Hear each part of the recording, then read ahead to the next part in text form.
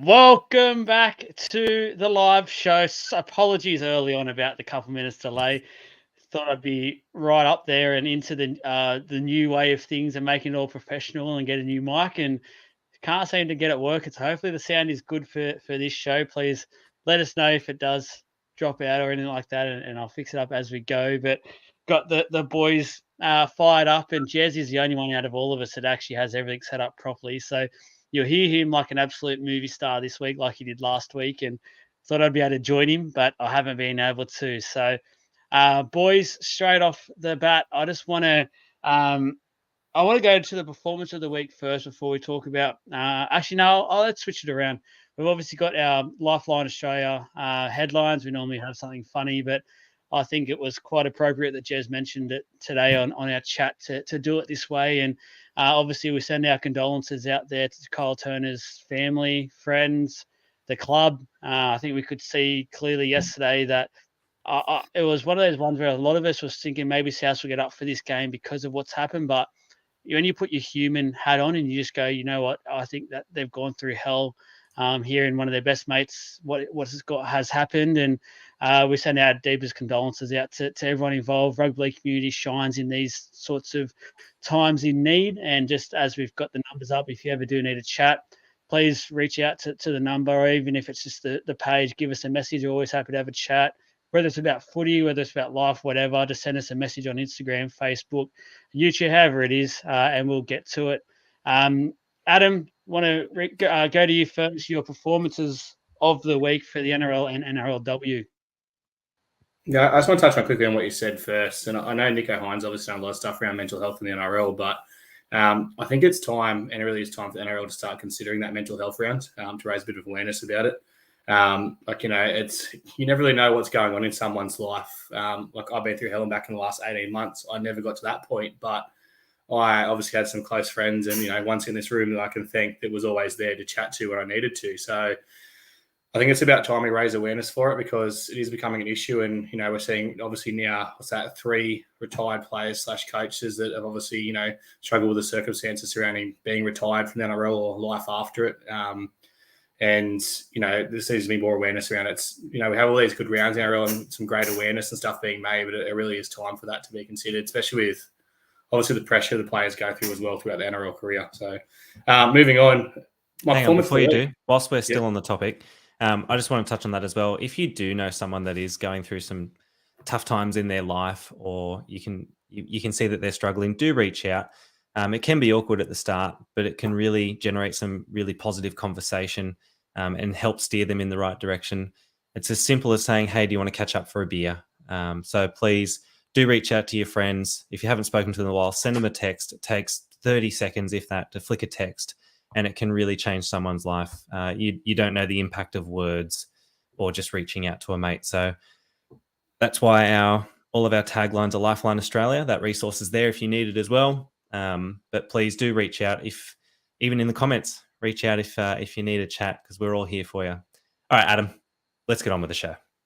Well, I hate footy, so it's going to be hard to do my performance today because I really hate footy. Look, it's really funny. Like I actually watched probably more games this weekend than I have any other time because I've been so off it. But I actually had Lachlan Fitz given down as my performance of the week. He didn't play the second half, but in that first half in that game yesterday, he was just everywhere. Absolutely just kept popping up to make try savers. Just was dangerous. And I was thinking, why are they letting this bloke go to the Super League? Like, I know I talk a lot of shit about letting players go to the Super League when they're ready, but I don't think he's ready.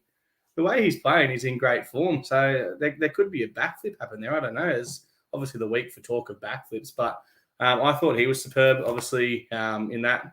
If we're going team performance of the week, I'm going to get it up because I've got to remember the games, to be honest. I'm that off today. I'm that off footy. It's my least favourite thing. And then go the Swans. The Swans are on a roll. Cronulla. I'm just going to target Cronulla in general and just say we had a miss in the finals, 3-4 weeks ago. I think everyone did. Now they're looking, they could be a top 4 spot. So there's my team performance of the week. NRLW, look, like I said, once again, didn't see a lot of footy on the weekend. The moments I did see, Jesse Southwell, obviously, icing a game pretty much on full time. we forget how young she is and such pressure to be able to do that. And obviously the Knights come away with a win there. Honourable mention to Parramatta for actually turning up in the women's game and giving a red hot crack for the first time this year. Yeah, Jez. I had a couple written down just because there were so many hat tricks across the round for the men's. So we had Warbrick for the Storm. He had a hat trick. Greg Marju is my player of the round. He had 3 tries, 241 run meters, 11 tackle breaks. So he's just really jumped up that try scoring list. We all thought it was going to be Dominic Young that was going to break the Knights record, but it seems like he's catching him very quickly. Dallin Wateni-Zelezniak, I think I didn't butcher that too badly. 3 tries, 173 run meters. He was instrumental in their win. A bit of controversy in that game, which we'll touch on later. And then Jacob Saab got a hat trick as well. So 3 tries, 145 run meters. But Greg Marju was my player of the round. Watching that live was pretty great. And again, it's going to be the Knights women's team. The comeback against a very, very strong and solid Broncos team, they were just running through the middle of us. And I thought that we were going to be dished up a loss there, but they came back, and Jesse Ice in a Vein Southwell sealed it on the buzzer. It was fantastic to watch in front of, I think it was 17,000 they put up by the end there. So excellent turnout for the women's game, and a really nice day in Newcastle for us supporters. Can we just make a little statement here that we never mention the name Greg Marju on this show again, please? Because okay. I'll write it down. I'll write it down my notes. He changed his name. He couldn't wait to get away from our club that bad. Like I think Michael's just put up. Yeah, we'll swap. You can have Sivo and we'll have Marju. I suggested that in the Parramatta group about a year ago, and everyone told me it was rubbish. So have a look at him now. Anyway, sorry, Joel. Nah, you're right. I will go on the individual theme. Sorry, Joel. There's one more. I'm about to bring up goal kicking. Honourable mention to Jared Croker, 6 from 6. 100%. Well done. There we go. Sorry, that's all. That's my goal kicking thing. The goal kicker might be brought up again shortly when I do my performances of the week. NRLW, I will go Jesse Southwell. As already mentioned, I thought just to nail that conversion right at full time. We've seen a lot of players in the past miss those sorts of kicks, and I thought to step up in a massive moment, the crowd was building there. We knew it was a massive day for rugby league in Newcastle. It was packed, sold out. And to see her do that was phenomenal. It was the young bull up against the old stallion, basically, who's done it before many times. And it was just great to see Jessie get one up there, and she's going to be a freak for years to come. And I feel like dominate this NRLW competition. For the NRL side of things, I'm going Kalen Ponga's first half. I thought it was one of the best first half performances I've seen. This year, and by his standards, I think Ponga is at the pinnacle of his career at the moment in terms of form. It's the best we've seen him play consistently.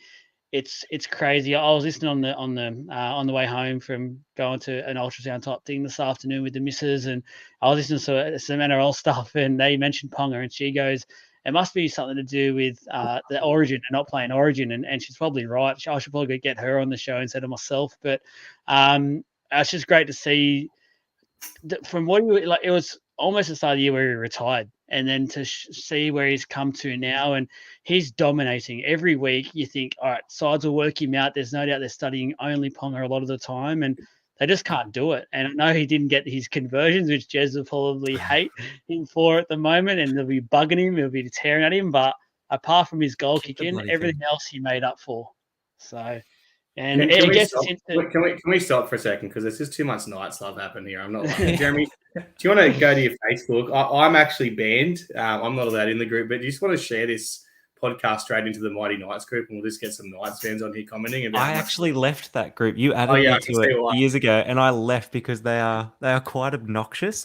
But like, to the fact where they can't handle criticism. So if someone says something bad about the Knights, it's just the toys are out of the cot. At least I can take criticism when it comes to the Knights, but then I can sit here humbly with a smug look on my face when they're 7 in a row. I was removed after about a year and a half of constant shit talk, and it took them a long time to get me, but I obviously can't post it for that reason. Yeah, it was about 7 weeks ago. We were sitting there smugly going, "Oh, it looks like we'll be playing finals footy. The Knights will be getting playing back to Bali, and now the roles have reversed. So enjoy it while you can, Jez. You deserve it. Nice playing, great. Let's talk about South Sydney, though. I think that's the massive talking point to come out of this game is the fact that I'm personally, the more I think about this, after the game happened, I sort of was thinking on with my footy hat on, and I said, "Oh, this is shocking. The way they're playing is horrible." And to not get up for this game. But as I mentioned when we started the show, it was a lot to get themselves up for mentally. I know having someone passed away previously in that you always have like the first night is horrendous. You can hardly sleep. Things are going on in your head. It just will play over and over. And you could see visibly when some of them were running out, they would had tears in their eyes or they'd just been upset in the sheds. It would have been a hard day to get up for and actually focus on footy. It was one of those moments where footy comes second, but they're on the edge of not making finals football is the talking point out of this. And their big guns like Latrell, Cody are just not stepping up. And Adam, where are you seeing South Sydney at the moment? Well, I'll start with, first of all, I think they don't make finals football. Latrell's, I think, accepted that one game ban, so he'll be out against the Roosters. Momentum's a funny thing in sport. So the Roosters are carrying that momentum now with some big wins. They'll do the Tigers this week, you would think, quite easily, which will carry more momentum. And then they'll have South Sydney, which you think, I know it's at the core, which is South Sydney's home ground, but there'll be 40 to 50,000 people there. And the Roosters fans, I know it's not a joke, the Roosters fans will come out of the woodwork like they do around finals time. So, look, when Parramatta played South Sydney earlier in the year, I had South Sydney winning the comp. Everything was looking perfect for them. It was peachy. They were travelling along. They weren't, obviously, I think they're on the cusp of the top four. And when Parramatta come out, they really exposed them. They exposed their laziness. They exposed their defensive structure. And teams have just gone on with that since. And in a way, they remind me of Parramatta. Like they got themselves in a position where they had to get up for so long. They're struggling to do it now. I know, obviously, different circumstances around the weekend, but I'll touch on that in a sec. But for me, they just don't want to do the hard yards. They just want to play that attacking, flamboyant footy. They want to get out the back with their block plays. And it was evident there the other day. They played their best footy when they actually were free to do that. And then obviously Latrell, who had a very off game, dropped the ball and Bradman Best went through and scored it. If South Sydney scored off that play, which they would have if they cut Latrell out and hit the centre, would have gone straight through. They could have probably gone on to win that game because it's the kind of game that suits them. But they don't want to do the hard yards at the start of the game to get themselves in a position to play footy. And just touching on, obviously, what happened, I think Damien Cook would have been, just going off Instagram post, one of the most affected players, obviously, in that regard. And you obviously don't know how it's going to affect someone, but he came out and had a blinder. I thought he was one of the best on field in the beaten team. Because I don't know if you guys know this, but he's pretty quick. He used to be a beach sprinter. So this, Makes sense. Around dummy half, he was really starting to create trouble there for the night. So they're going to go on with this, South Sydney, but then obviously the best try happened and the rest is history.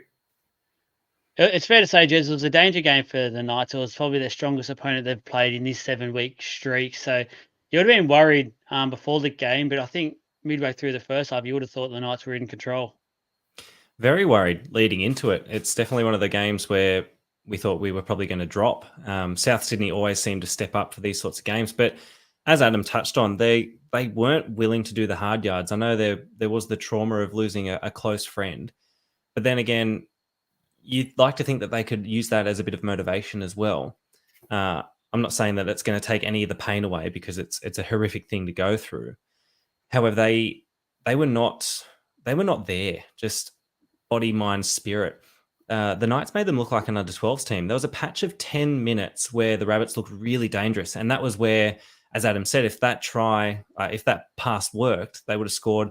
The game probably would have evened out quite quickly, and it would have been a bit of a fairy tale finish or a nail biting finish. But Bradman Best picks up, runs the field, scores, and that pretty much sets up the game. As much as I liked Cody Walker playing Origin, he was absent. He wasn't there. He's one of the ones that is not willing to do the hard work, and he's been called out on this before. Gets very lazy. I think the standard was set when Latrell, thank you, Michael, when Latrell missed the conversion from right in front, smacked it into the post. That pretty much summed up their game. I don't think that set the standard for them, and the way that they just laughed that off, they were never going to win that game from there. But Damien Cook was definitely their best player, and there was one of their forwards, I can't remember who it was, he played like a busted ass, but he was all effort, and he was fantastic to watch as well. So yeah, but again, it comes into the next round when we play the Sharks. It's another game that could go either way. Yeah, the worry for mine with South Sydney is that they've got to the point where these are must-win games, and the players you look at to lead you to victory are your Damien Cooks, which we all agree he actually did do that yesterday. But the other two that are normally with him and doing that was Latrell and Cody, and they were just nowhere to be found. They were nowhere. I feel sorry for Ilias a little bit because I think the fans are being quite unfair to him and forgetting that he still is quite a rookie when it comes to the NRL. And look at your other senior players and ask yourselves, are they the ones that are stepping up? Because they should be. You see the other teams, you see the Roosters at the moment. Look at the players who are stepping up for them at the moment. It's Keary, it's Tedesco, it's those sorts of players that are doing it. Where the South City at the moment, it's just not there. Like the fire is clearly out, and it's not just in the weekend. I think the fire's been out for probably 2 or 3 weeks. When you look at their performances, it's not about just obviously, unfortunately, what has happened. I think it was before that was happening as well. It was that they're just not together. And there's a lot of fans out there, and it's probably something we'll talk about in the off season is Demetrio, and they want him out of the club. I've seen that a lot in their chats and things like that. Not sure if that's the way moving forward, but I know some frustrations are out there, as us Para fans have as well. But yeah, it's interesting. I want to move on to there's something else that happened yesterday in the game, and benefit of the night. So I feel like there could be an investigation already happening, and they might have point strips of them. They might finish last. I'm not sure. They might be gifted the wooden spoon. Hopefully. It was their fault. It was match fixing at its finest. Clearly, the referee can't count to 6 or 7. So please talk to us. How does this happen in the modern day? How do you score off an 8 tackle set? It was bizarre, wasn't it? It was my dad sitting next to me. He called it out live. He's gone, that's the 8th tackle. We've scored on the 8th tackle. I think they need to go back to junior umpiring days when you have 6 rocks in your hand. So when you're umpiring cricket, you transfer a rock every time that there's a ball bowled. So maybe the referees have to go to having some sort of hands-on manipulative thing in their hand to make sure that they're getting the tackle count. But how does this happen in the modern game, honestly? It shouldn't. Like we said, we had one referee, 2 touch judge in the bunker, and it brings me back to the point I've ranted about for weeks now.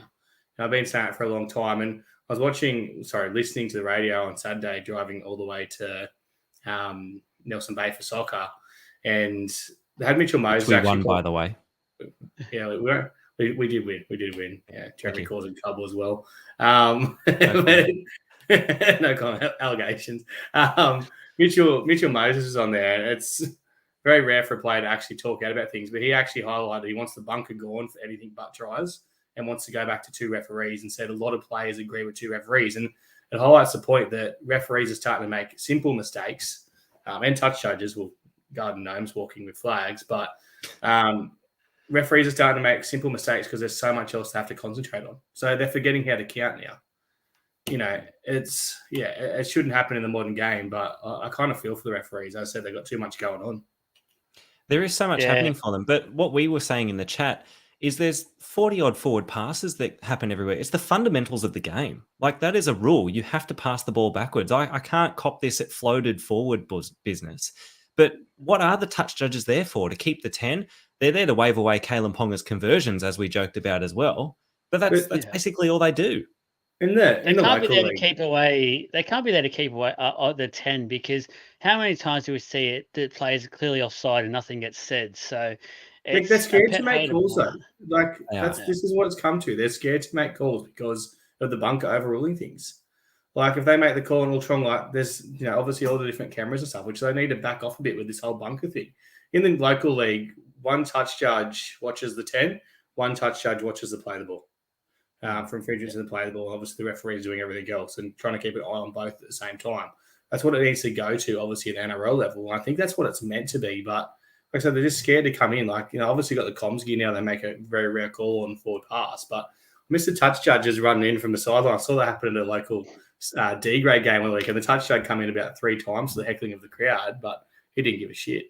Yeah, and on a fair dinkum stage, we've got 2 more weeks, and then we're into finals footy, and we can't keep a tackle count like that. That's embarrassing for the game. I feel like if you're not a rugby league fan, you see this in the news, and you go, "What? This is like the first rule you'd probably learn as a referee is that the tackle counts of each set, and to stuff that up so close to the finals, it's embarrassing, and it's just sort of sums up for mine the officiating this year. It's been pretty mediocre and below average, but let's move on to the week, the Well, segment hang of the on. week, which is Sorry, Joel. It kind of highlights that the team in form gets those calls going their way as well. Yeah, I was So literally a team like Parramatta probably wouldn't get that call. But the Knights, they're on a high, they're rolling with it. We have the rub of the green, if you will.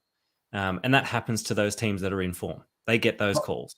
I'll highlight on that try that the referee clearly hit the referee's leg. The official rule is that it should have been a scrum to the Newcastle attack position on the 10-metre line. If that game was at South Sydney, that call would have been made. Yeah. In front of a sold-out crowd at Newcastle, they didn't have the balls to make it. And that's as simple as it is. The referees are scared to make calls. And that's the point right to the game. But like I said, what can we do about it? Just got to move on from it and hope they complain about it again next week. Strip the Knights all their points. And, we'll be moving on about it, but the Knights will be getting a wooden spoon, so that's all well and good. We'll move on to 2024. Look, let's move on to a segment this week that is new, and I know the viewers will absolutely love it. Adam's got to the big time here at League of Inches and gets his own segment now. So get involved with the comments, keep the comments coming, get involved with the talking points. We love it. We'll shut up and get your questions in as well. But Adam, here's your chance to fire away. And again, I think it has to do with yesterday's game. And I've got about 3 actually. I've got 2 from yesterday's game. And I've got. It needs to be a sting or something before he starts talking.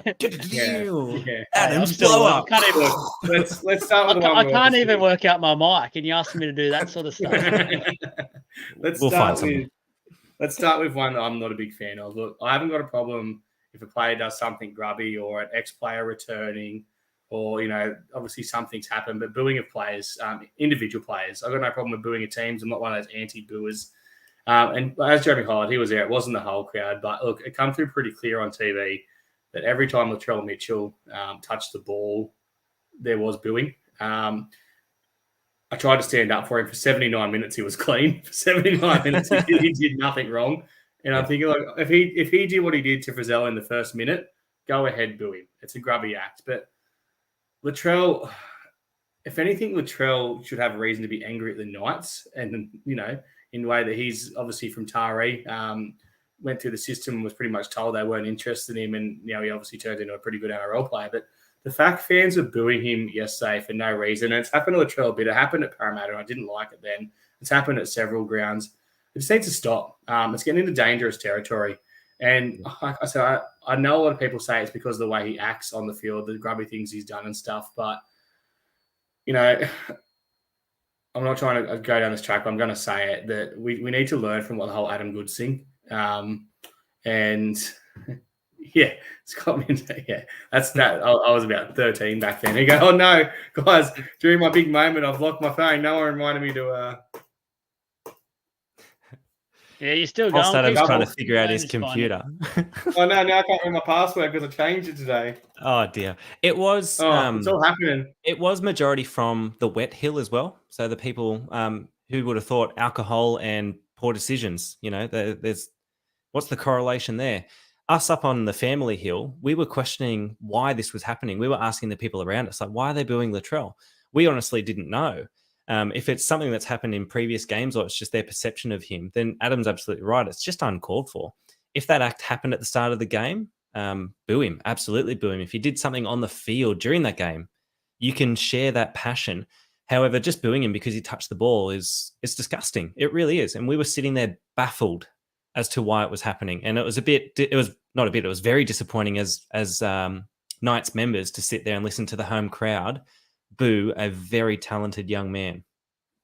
Yeah, and like I was going to say before my computer locked on me, I don't want to see it go down the Adam Goodes thing and become a race thing, because I don't think it is. I think it's the way he handles himself. I say people don't seem to like it, but we know how passionate he is about obviously his Indigenous background, stuff like that. So we don't want to turn into that. Joel, I don't know if you've got anything to say about that one, or will I get on to point number 2 for Adam's beef?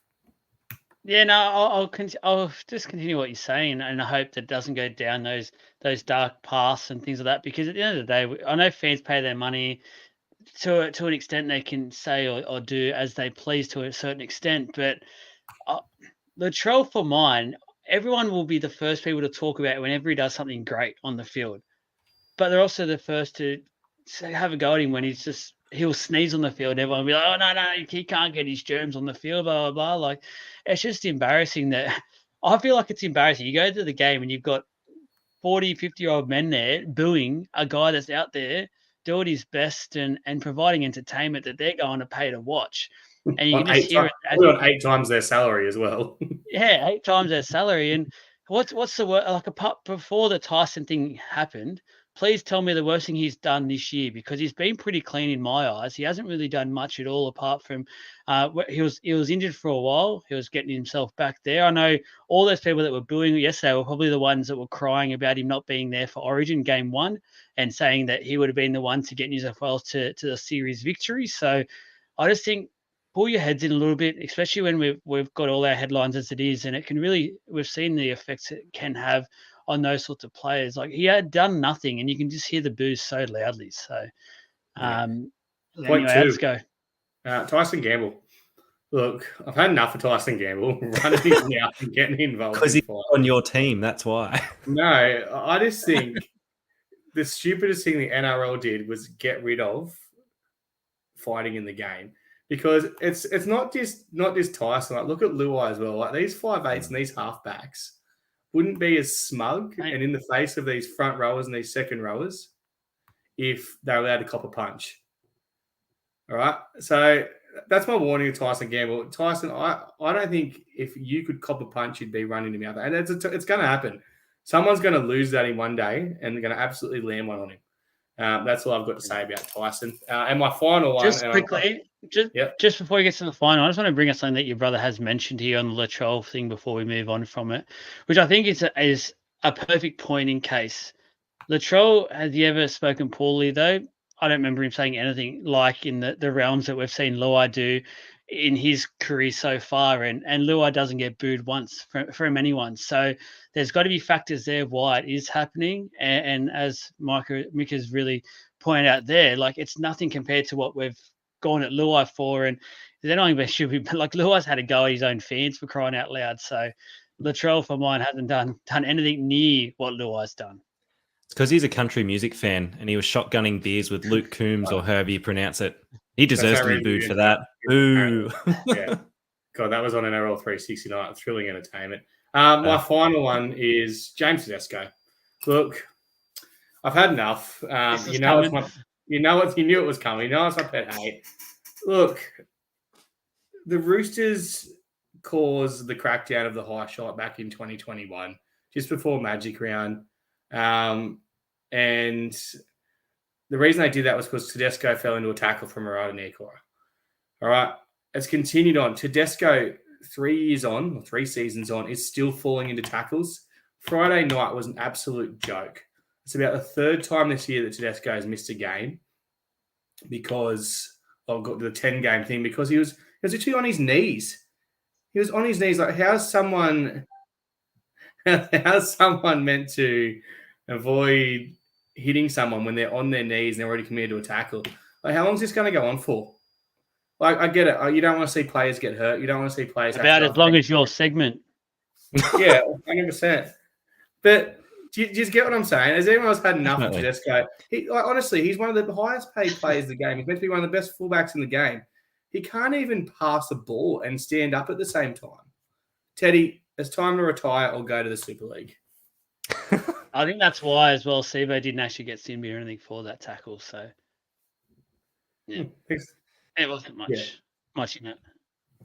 But it's been happening for a very long time. I don't see it changing. It's the way that he's going to continue to play his rugby league. It's the way he's going to continue to win penalties for the Roosters. So, yeah.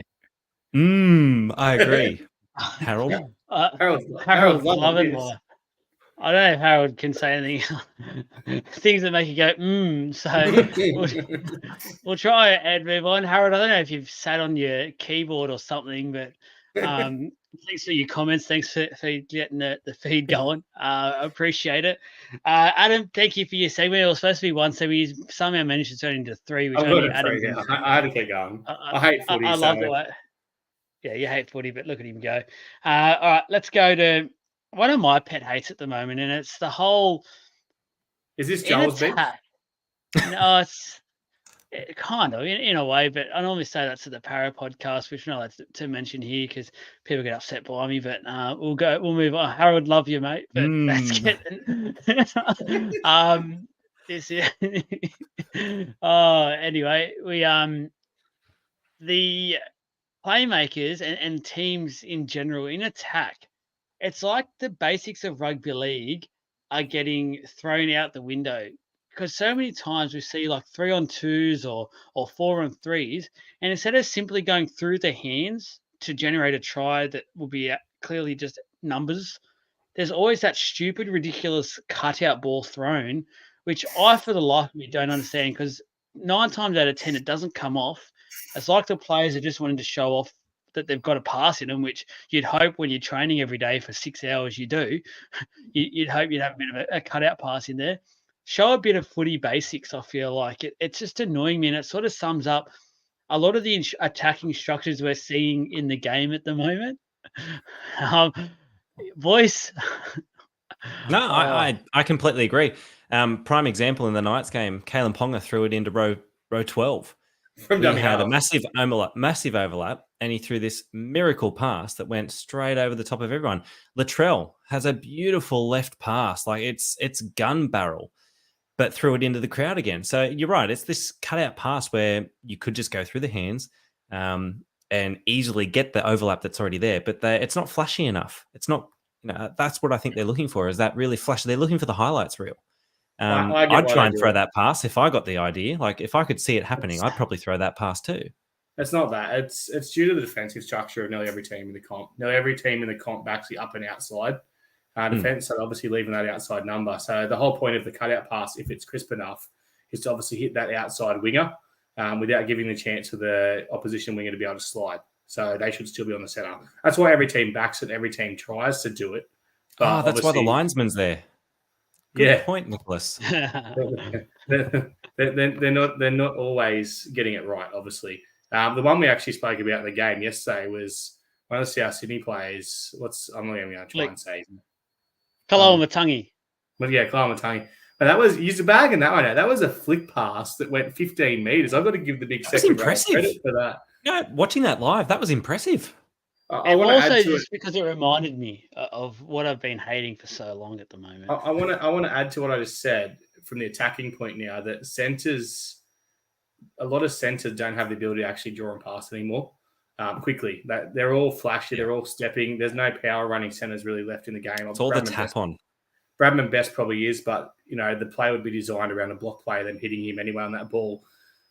They don't have the ability to actually draw and pass at quick speeds. That's why that cutout pass is thrown to try and create that extra man and catch the fullback out of position, essentially.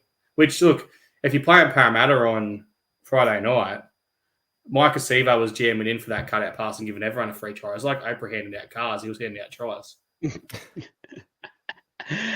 Let's move on to TPJ. Tavita Pangai Jr. announced his retirement late last week, so we weren't able to talk about it on last week's show. A bit of a shock in terms of I don't think we've seen him actually retiring from the game. Not a shock that I think the Bulldogs wanted to move him on. What do you sort of remember of his career? For mine, it's sort of the talent that could have been. I've got no doubt we'll probably see him in the game again in the next 12 to 18 months, be up at one of the Queensland clubs, but it's just a talent that we never got to see reach its potential. Jez, what do you make of his career, if this is in fact the end of it? I agree with what you said. It's definitely a career that we probably didn't get to see in full flight. He had moments of brilliance at the Broncos where you just thought this guy's going to be around forever and really be the next Tom Ololo. But yeah, I don't know. Injuries, bit overweight. He has not fired the way that he should have, or the way that his talent the talent that he has. He should have definitely done a lot more, should have played a lot more Origin as well, but just couldn't put 2 games together. I liked that Wayne Bennett's offered him a lifeline, though. If he does want to come back to rugby league, then he said, I'll have him at the Dolphins. So Wayne's already looking into the future. He's a good coach, that bloke. Adam? Yeah, Michael just mentioned as well. His time at Penrith was probably his best footy. He was fit. He was playing in the second row. Wasn't too big. Like, I think he's another one that's just suffered with the way the game's gone. Obviously, the drop of the interchange as well, and the size of him. And like Graham just said, a bit of laziness as well, where you can't really afford to be lazy with those, I guess, faster, more mobile forwards and lock forwards in the game. Look, wish him all the best. I think mentally, Origin might have been a bit of a blow for him as well. Obviously, being in that Origin team, not getting the minutes, and then getting dropped out. I think what was said on the radio is he's just lost a bit of his passion. They're having a bit of a truth section at the Bulldogs, and he pretty much, no one expected, he's come out and said, I'm just going to retire at the end of the year. And an hour later, the phone call was made, and Gus got the phone call and pretty much said, yeah, that we're moving him on. He doesn't want any money. He just wants to go. So it's crazy how it all happened. I wish him all the best in boxing. And if you're going to do one thing to Vita to make me really like you, please knock out Nelson. And on a footy side of things, I think the Bulldogs deep down will be quite happy about this. The fact that he's off the books now for being on the money he was on. It does free him up now to go after, I guess, that playmaker they probably need. There's not many available at the moment, but we'll see what they can come up. They've got a bit more money now to play with and a couple more pubs probably. So we'll see what the Bulldogs can muster up. So let's talk about our last talking points to get your questions in as well. And I'm sure there'll probably be a few people talking about this one. It's the Garrick tackle that we've seen. And Charles Nicoll-Klokstad obviously ran into the bounce on ball after the drop of the field goal. And yeah, it was an ugly look, but in the rules of the game, nothing actually illegal about it. What are our views on this one? Yeah, there was nothing illegal about it in the sense of the rule book, but there was a point that Seibold brought up in the press conference.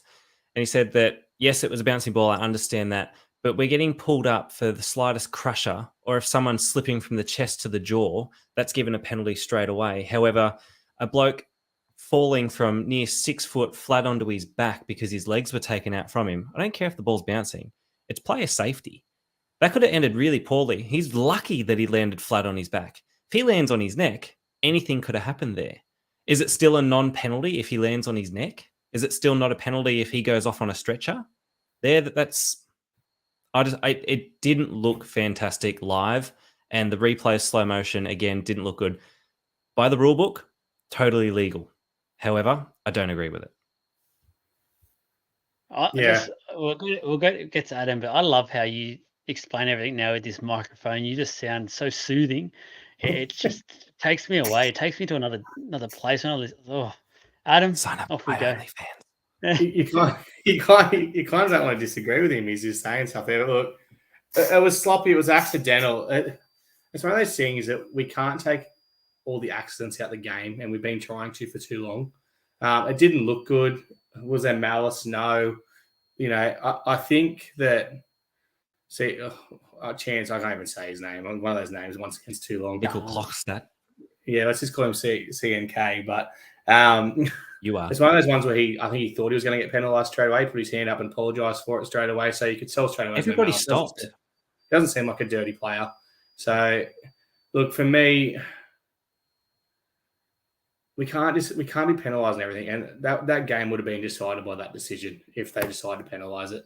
I know they can turn around and say it wasn't. I just want to highlight one more thing, that it was really good that we got another Manly coach having a blow-up, though, in the press conference and using the word ridiculous a ridiculous amount of times. It brought back wonderful memeries. It just wasn't the same inflection on it, though. He wasn't ridiculous. Red. He wasn't as red as he needed to be. No. But put a Parramatta jersey on and that tackle happens. Do you have the same opinion? Well, we wouldn't have got the penalty. That's one thing I can guarantee after Friday. Would you be as calm about it? This is what, the genuine question. Put your team in that position. If Parramatta were 22 all, I'd be surprised for one. But look, It's a hard one. There's so many things It's this year.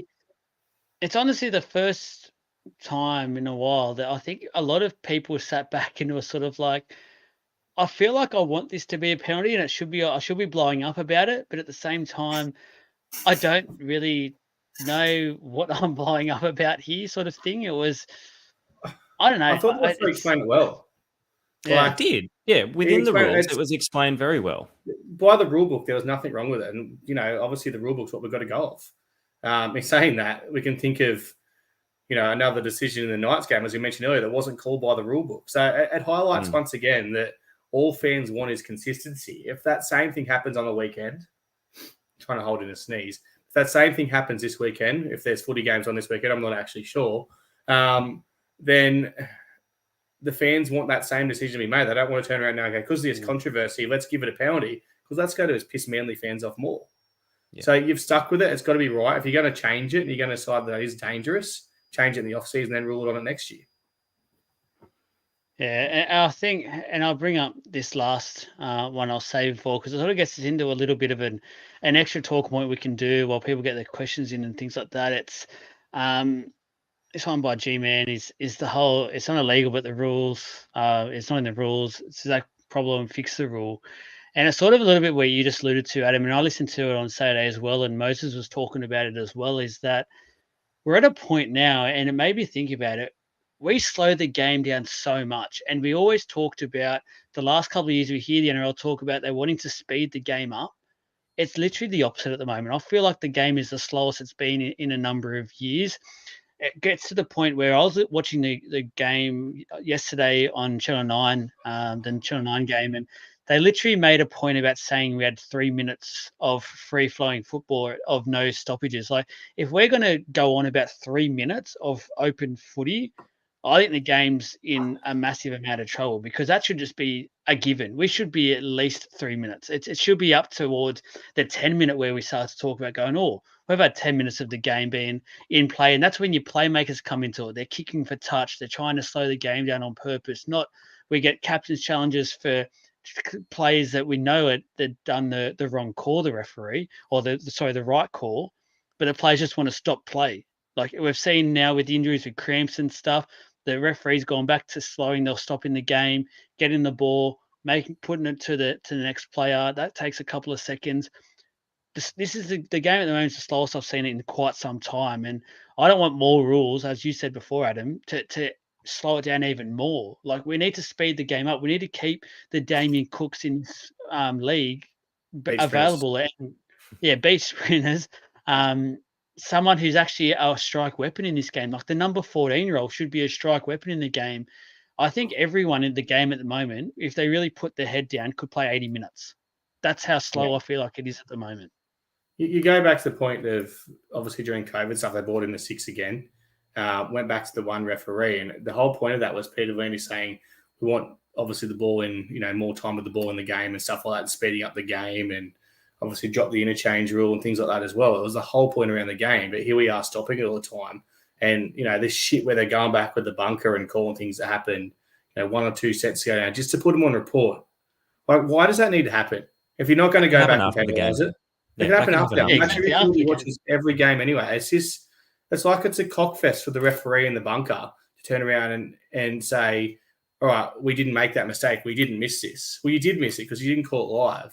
And look, I know the referees in the bunker, they obviously get reviewed for everything they do for the game. Graham Annesley comes out and apologises for all their mistakes every week anyway, but they get reviewed of what they've done. Keeps him in the job. It keeps him in the job, 100% it does.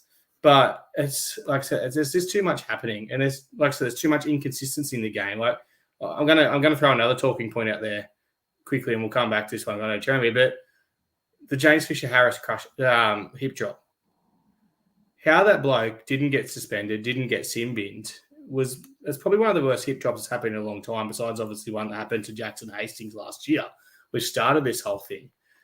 There was 3 people in the tackle, and he lost his feet and ended up on the back of the player, causing an injury.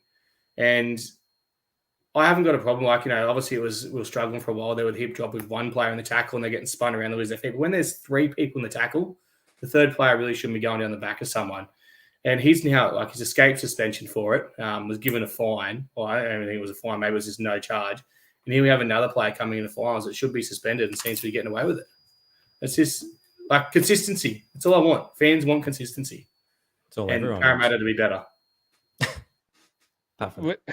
Which additional talker point do you want to mention, Jez? Here we go. We've got a few out there.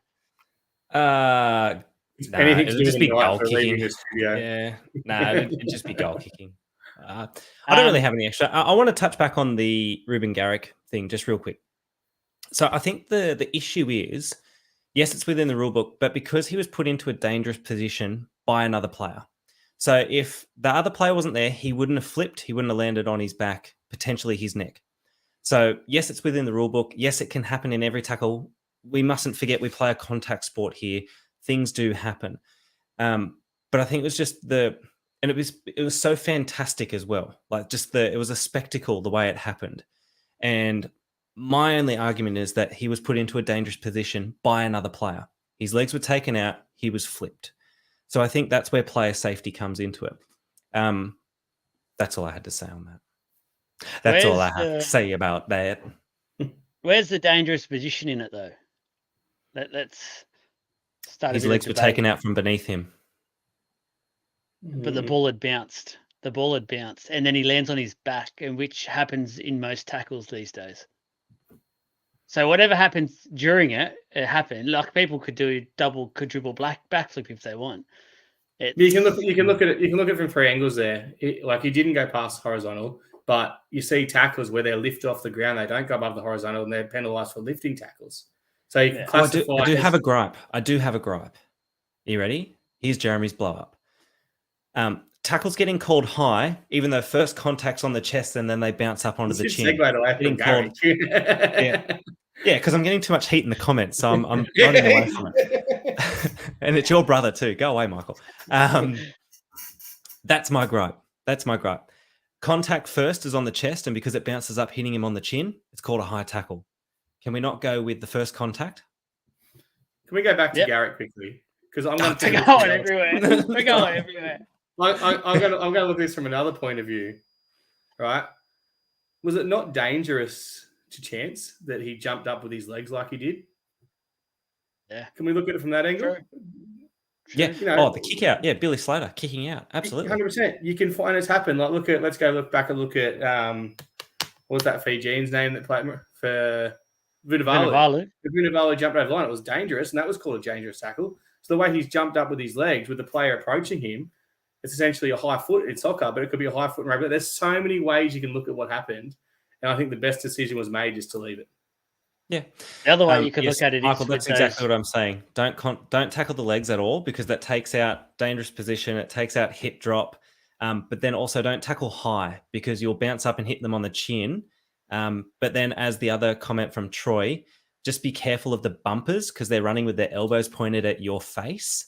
We're fixing the game right here and now. Come on, guys. There's a simple solution this week. We may as well try it in the Parramatta Penrith game. I reckon it's a really good idea. Everyone just wears tag shorts. We'll put tags on, and we'll play men's league tag and might save Parramatta from an embarrassing scoreline on Thursday night. Have you seen the episode of South Park called Sarcastaball? That's where we're heading. You might also get a trip to London out of it, so you never know. Good trip to, what was it, London? Ireland, sorry, one of them. Look, I'm actually in the process, the Hunter here, of actually next year, we're trying to get a men's league tag comp going on a Friday night. We've got about 5 or 6 teams committed so far. I've got to get 8 teams and take it to the league. And I think it'd be great. You'll be able to play footy without getting absolutely smashed and feeling sore for the next 3 or 4 days. So it could take off. We could be onto something. Look, I'm going to get us away from this for hopefully the rest of the episode. I want to quickly ask you boys 2 questions. One is the top 4 finish. And out of these 2 teams, who makes it? We've got the Storm, 34 points. Sharks, 32 points. Now, the points differential, Storm is plus 137. Sharks are 130. Out of those 2, only one can obviously make the top 4. Who is it? I've got the Storm.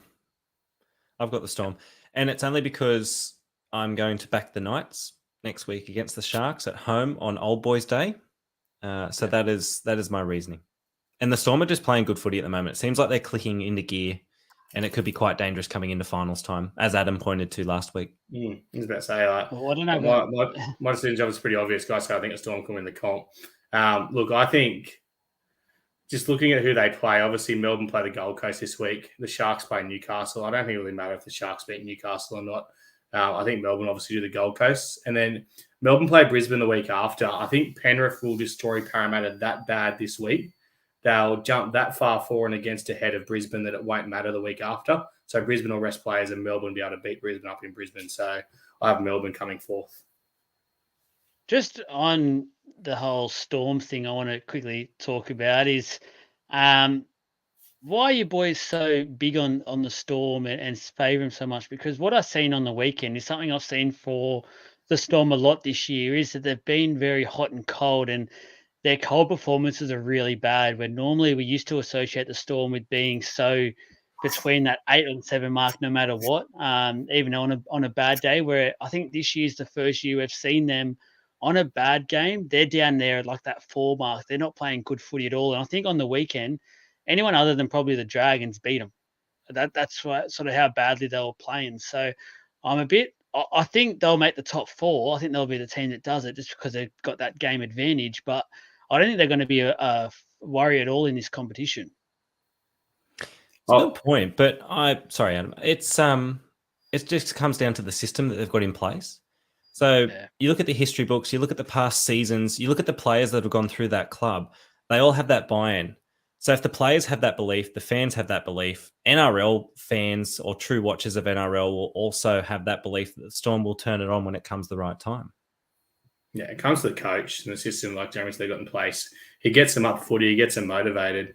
And as Michael said too, they peak every time at that time of year. So I've got them finishing fourth and playing, obviously, Penrith week 1. Whether they beat Penrith or not, which I think they can do, because let's be honest, Penrith are due for a bit of bad luck in some finals games. They've kind of had a pretty good rub of the green in the last couple of years when it comes to decisions and 50-50s and things going their way. Obviously, players staying on the field and stuff. Even if they get beat by that, they go play in Melbourne the week after, which you think they'd win. And then they're probably going to be a chance at Brisbane in Brisbane, which is pretty much going to be a Melbourne home game as well with the amount of fans they've got there. So, and obviously, Melbourne's record at Suncorp is ridiculously good. I've obviously put a little bit of thought into it because I spent a lot of time on the ladder predictor trying to work out how Parramatta could make the 8, and I end up with Melbourne coming fourth every time. That's why we get the best here, guys. League of Inches experts, Jez and Adam, they go do the research, stay on the ladder prediction for hours. Love it. Good work, boys. Just on that, just on that ladder Melbourne win the comp. On that ladder predictor, if Parramatta win by 50 this week and Canberra get beat by 50, and then Parramatta, someone else gets beat by 50 the week after, Parramatta can still make it. All right, guys. So don't give up. There's still hope. So, Michael, get your jersey back out of the cupboard and get off Facebook. Honestly, you know how to put me in a mood, don't you? Far out. And not a good mood either, that is, by the way. There's still a chance. He hasn't given up hope yet. Look, there's not a penny. Oh, of course he doesn't. He never gives up hope. It'll be the off season. It'll be still going. There's a chance we'll make this. They'll bring us back somehow. It'll be the grand final. There'll be 2 teams left. 2 teams in the grand final left. Parramatta could still make it. We're watching the grand final. They're putting the comment, boys, get ready. We'll be asked to go and play this game. Look out. Look, 8th spot for mine is up for grabs. The top 7 are in. They're done. So congratulations, Newcastle. You're playing finals footy. South Sydney, 28 points. Plus 73 points differential. Cowboys 28 points plus 12, and the Roosters all of a sudden 28 points minus 62, which could hurt them a bit. But what do we see out of those 3 teams? There's obviously a blockbuster in 2 weeks' time, Roosters versus South Sydney Rabbitohs. Who makes this 8th spot? There's 3 teams that on paper could beat anyone in that top 8, but they just haven't been able to click. I think it's the Roosters. I think the Roosters make the 8. Don't know why, but that's just who I think. That's my gut feeling is that the Roosters make the 8. The way that they played on the weekend, I think the game against South without Latrell, without the emotion that's going to be there as well, I just see the Roosters making the 8. They don't deserve it. I see them making it. I wish I knew this 4 weeks ago and I cashed out my Roosters to make the 8. that I put on as a little smoky bet, and I cashed out to just get my money back. I was happy with me $10, but Never if I kept it on, You never cash out. I thought there were absolutely no chance, and here we are. Oh well. Look, I think the Knights actually miss the 8. They lose to Cronulla, they lose to St George. The Cowboys win both games. No, just joking. But I think it's the Roosters as well. Like I said, momentum's a funny thing. Obviously, going to be a blockbuster game out there. Roosters will do the Tigers this week, and Seattle will miss out. It'd be interesting the shape of that bottom 5th to 8th as well, because they all play each other. Like Newcastle can end up coming 5th. And if they win both their games and come 5th, you'll have a team that's won, 9 games in a row against a team in the Roosters that's won, 5 in a row or something going into it. Yeah. That'd be pretty big match up there. Yeah, and if not, we might get to go to Canberra, Adam. Yeah, I'm keen for a trip to Canberra. I can't wait to the Viking Club. You mentioned the Broncos maybe resting players. I think Penrith might do that as well last round. Oh, they definitely will. Yeah, so what you're saying is, Joel, don't go to sleep on the Cowboys. Don't go to sleep on the Cowboys yet. Yeah, if the Knights lose both games, they're in trouble. Yep. I don't think they'll lose both. I think they're playing well enough to at least snag one of those. But anyway, not anyway. Can only hope. That is it, guys. If you have any last minute questions, quickly get them in. But I think that's a show for us. That's a wrap. A longer version than we have done the last few weeks. So there's plenty to talk about. Hang on. We've got a comment here. It's pretty much what you said. Yeah. No, it's what you just said. Sorry, it's what you said. Great minds think alike. So, G-Man, thanks for helping us here and keeping the show rocking. Do you want to basically help us out here and you can be on the show? Send us a resume and we'll get you on. So I hope Harold's all right before we sign off. I haven't seen him give us a in a while. I think he might have don't stroke. start him. Don't start him. So, sorry, just about Paps. We are hearing it's only rumours this stage, G-Man. We can't say too much about it. The Melbourne Storm play a little bit of tricks, but it'll be good to see him back in the NRL. It is probably the game to do it. If they need to put him in before finals. You need to test him out. You'd rather him get injured now. I hate to say it. You'd rather something happen now than in finals, and it impacts them a lot more than it would losing him at this stage. So good luck if he is named. I think everyone will be watching. So tough blow for Nick Meaney though. He's been playing really well. Can we say I don't know Harold? where to put him either. Harold, I think I've worked out Harold. Harold's actually Homer Simpson. He's just had the Woody Woodpecker going on the mouse the whole time. I think your brother reckons it's healthy, Harold. I think Harold's Troy's Alias's account on YouTube. So I think he's just getting into us a bit. Still hurting. But it's all love, Troy. I know you love us deep down inside, but keep the digs coming. We love it. Guys, that's it. That's the show. We'll wrap it up. Just again, what we've spoken about at the start. Just a real condolences out there to Kyle and his family and friends of Kyle's as well. I'm not sure what is happening with the funeral at this stage, if there's any details about it, but we'll try and get him out there when we do know.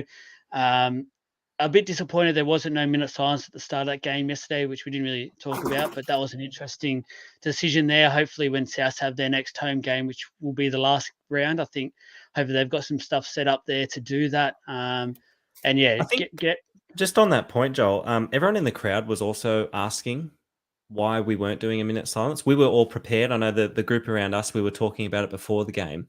I know that Adam said, they might save that for a home game.